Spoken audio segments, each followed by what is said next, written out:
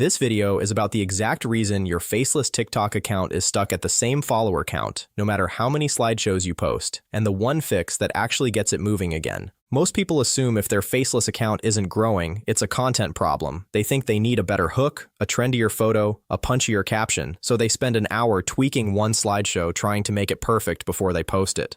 But if you actually pull up the analytics on a stalled Faceless account, the content is almost never the problem. The account is dying because of what happens between your posts, not because of the posts themselves. I've run Faceless slideshow pages that went from a few hundred followers to over 80,000, and every single time the growth showed up right after I fixed this one thing, not after I made better content. So in this video, I'm going to show you the actual reason Faceless accounts plateau, why trying harder on your content doesn't fix it, and the specific system that gets the algorithm pushing your account again. Here's the first thing nobody tells you. TikTok's algorithm is constantly testing your account, showing your posts to a small batch of new people to see how they react, and deciding based on that whether to keep pushing you further. That test resets every time you go quiet. So if you post every day for 2 weeks, start building momentum, and then life gets busy and you miss 4 or 5 days, you don't just pause your growth, you actually lose the trust you built. Your next post goes out to a smaller test group than the one before your break, because as far as the algorithm's concerned, you're a less reliable account now. I've watched this happen on real accounts. Steady growth for 3 weeks, a 5-day gap because of a busy week, and then the next 10 posts barely reach a fraction of the views the account was getting before the gap,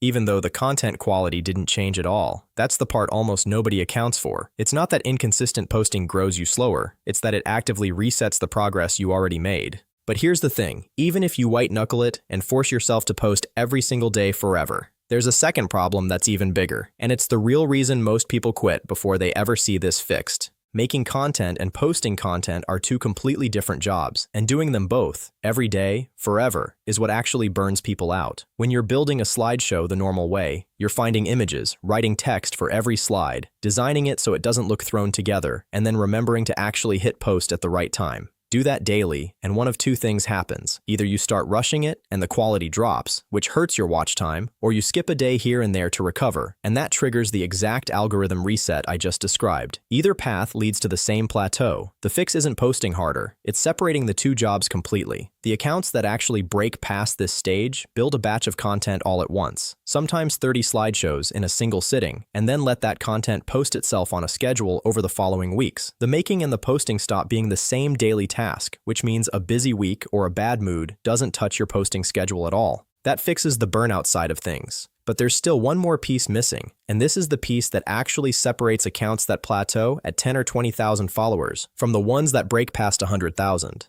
The accounts that really take off are reacting to what's working right now, not what was working last month. A specific slideshow format, a certain hook style, a trending sound paired with photos, these things spike hard and then fade fast, and by the time you notice a format trending on your own feed, it's often already cooling off. The accounts growing the fastest aren't smarter than you, they're just faster at spotting the spike and getting a version of it out the same day, across every account they run, while everyone else is still scrolling trying to catch up. This is exactly why I moved my slideshow accounts onto Slide. It's built to solve all three of these at once, instead of one at a time. You batch create your slideshows in one sitting using their template library, and it schedules them to post automatically using TikTok's own posting system, at the times your specific audience is actually online. So the consistency problem and the burnout problem both disappear in the same step, and it actively watches for slideshow formats that are starting to spike, then rolls a version of that format out across your accounts before the trend has cooled off.